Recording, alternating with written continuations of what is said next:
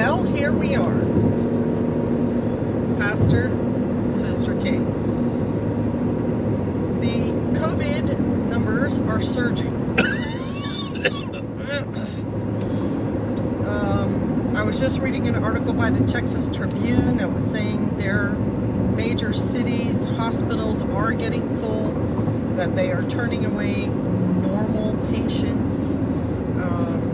The Rio Valley area was just overwhelmed with the COVID. I posted a thing on the community section like a week ago about that, quoting one of the ER doctors and so on. How did it happen? How did that happen? Well, if you follow social media, if you go on Twitter, there's all kinds of they're blaming Trump. Trump did it. It's all Trump's fault. It's all Trump's fault. Wasn't it all Bush's fault too? I don't even know. The point being, Trump has never had the overarching federal control of what's the response for this virus. They have a task force, and the task force is putting in information, but they really didn't have a direct hand in what was going on. All the governors did. And the media has been, in my mind, the culprit. They really have. Because as the federal government was having their daily briefings, and Pastor and I were watching them every day, obviously they didn't know right off the bat what response to have, so they went through a couple of, we should do this, we should do that, but then they kind of settled on the masks and the hand washing and the distancing. And then the media started running stories about people getting fed up with staying home, and the media ran stories about business is failing and the economy is looking shaky, and people are under mental health problems because of the quarantine and so on. And I think as a response to that, that's when Trump started talking about, well, we're going to look at reopening. And then after Trump made his speeches about that, then some of the governors said, yep, we're going to reopen. And we saw a spike after that. I think that was around April, the first big spike.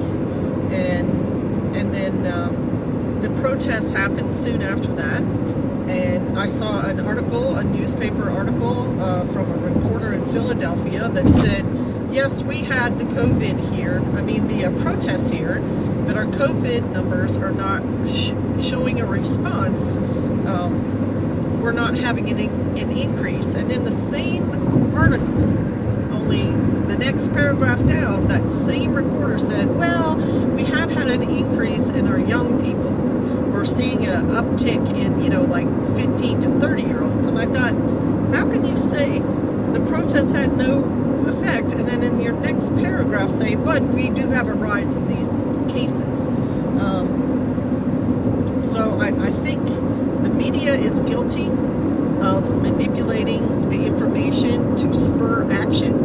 And then I know, and then I know Trump and like his press secretary and Dr. Fauci and so on, they are watching the social media, the response, and what people are saying on Twitter, because I read that stuff too, and I see them, some of the actions they're taking are in direct response to the tweets and so on. And that was more of the openings. So we need the bars open and the hair cutting places, people posting pictures of them cutting their own hair at home. And I think what the federal government is guilty of is letting that affect the decisions, information that they put out. But again, the FedGov doesn't open up a state. The governor of that state opens up a state. And so the governors are guilty as well of not understanding what the virus does and not making the right decisions for their own citizens' health. So now we've got these spikes in large cities and many, many states, and in the 20-year-old to 29-year-old age category. Mostly those people who were protesting in big cities.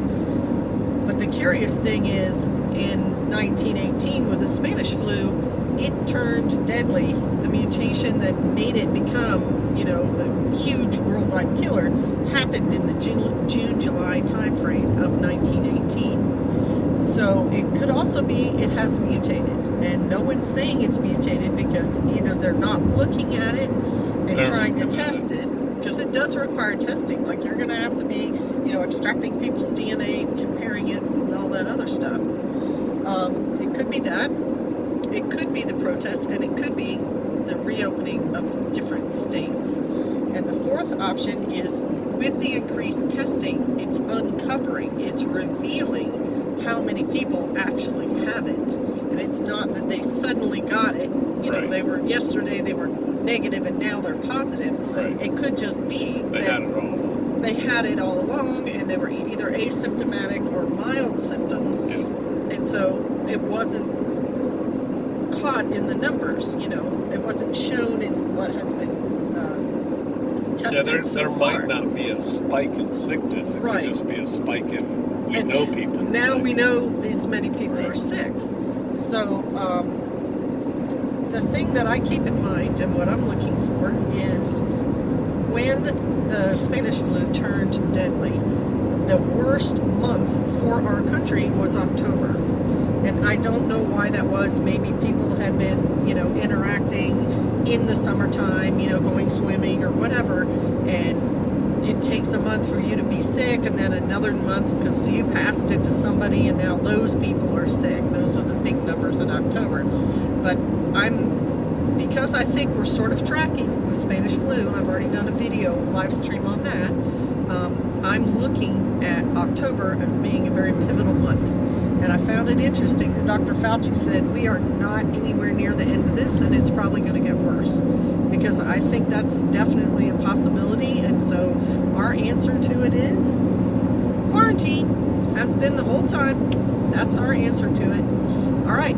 Thanks for watching the video. You guys stay home. Stay away from people. Bless you. Shalom.